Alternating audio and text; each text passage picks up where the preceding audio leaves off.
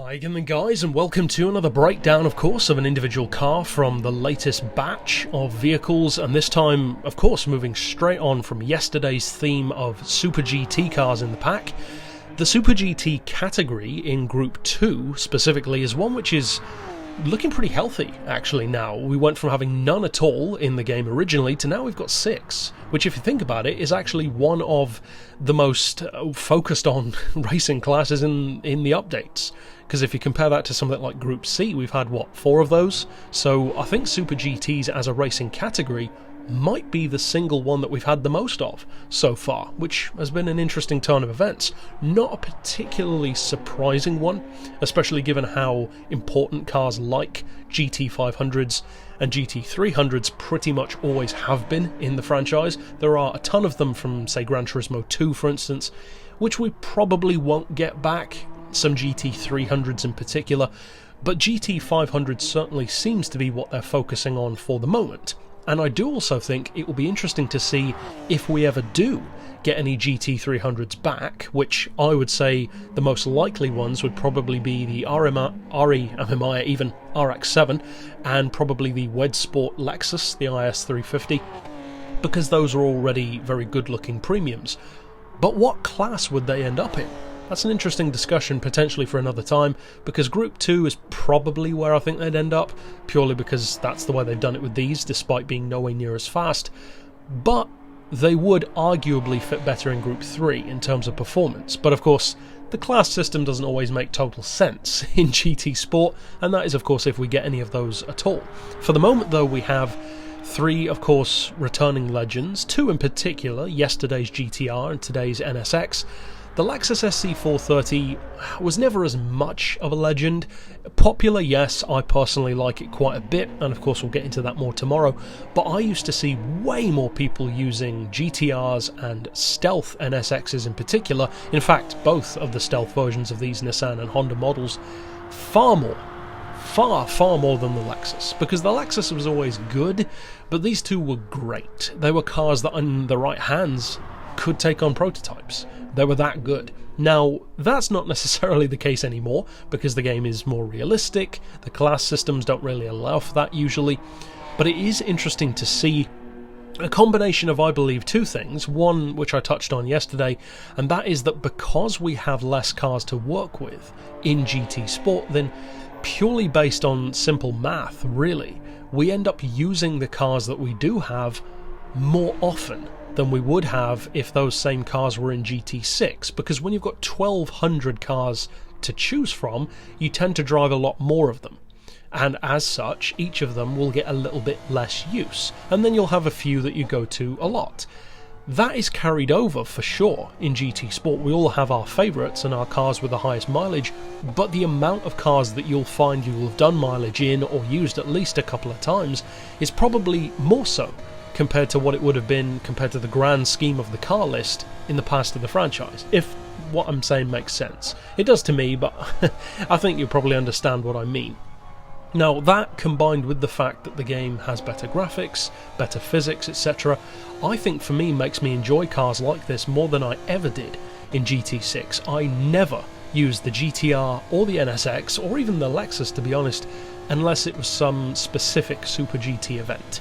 I would much rather use conventional GT cars or even touring cars like DTMs like the Astra, the Alfa, the Mercedes, or in the more GT style world stuff like the Lister Storm, the McLaren F1. Those were the kind of cars that I would go for rather than these, despite the fact that 9 times out of 10 these could beat many of those cars because they were that good. Now, they're not quite as OP now, but one of the reasons why is because we have the even more OP newer versions. And of course, again, I talked about that briefly yesterday, where the Group 2 category doesn't fully line up.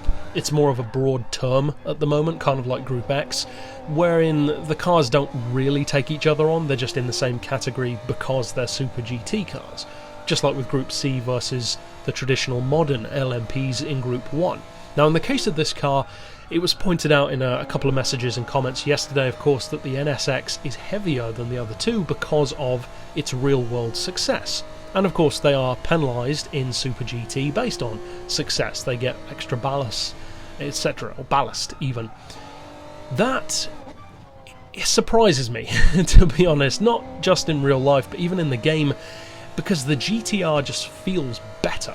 It feels like this dominant force, and yet when you tune them up, and even put them on equal footing, or in other words stock footing, the NSX is quicker. And it doesn't feel quicker to me, that's the funny thing about it. Now the Lexus is not slow, but it's not really on the same level if you're talking just pure ultimate raw ability.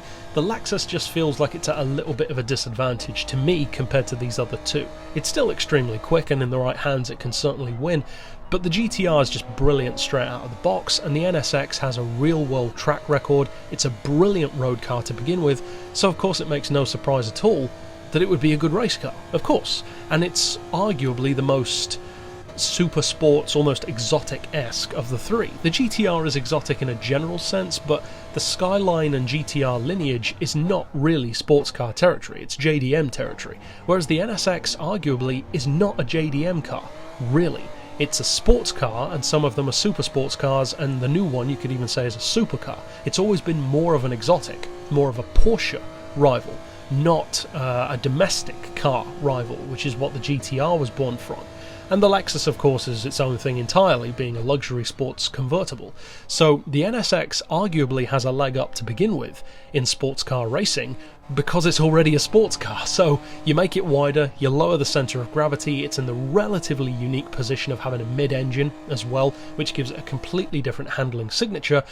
And that, of course, brings me to the thing which I usually don't like about the NSX, because for those of you guys who have been around long enough on the channel to remember the potato camera days, the first episodes of this series, Tour of Japan, which you can click through and see all of at the end of this video, where we talked about literally every single team of the Super GT cars, be it Skyline, Supras, NSX, whatever, they did feel different to each other, but I never liked any of the NSXs as much.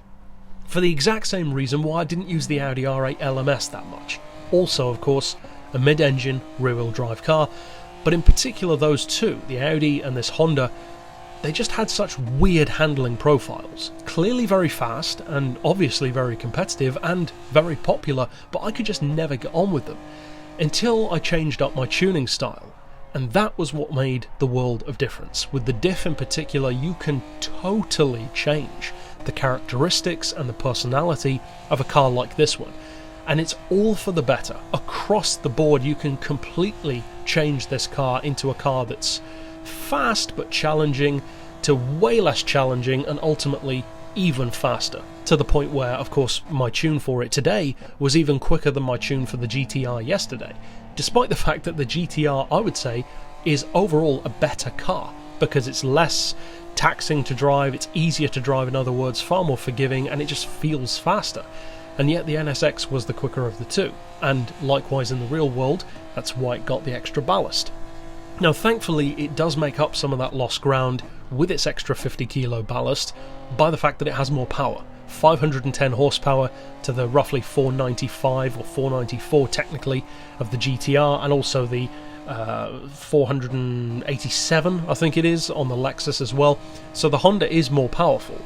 And it's heavier, so it kind of cancels each other out. The horsepower per tonne is a little bit lower, because the 50 kilos of course makes a difference there, but the lap times speak for themselves. If you tune it right, if you treat it with respect, and if you use it correctly, it is a true weapon, and one which, well, vindicating those who already loved it in GT6, can be, I would say, even more universally loved now, thanks to the better physics, graphics.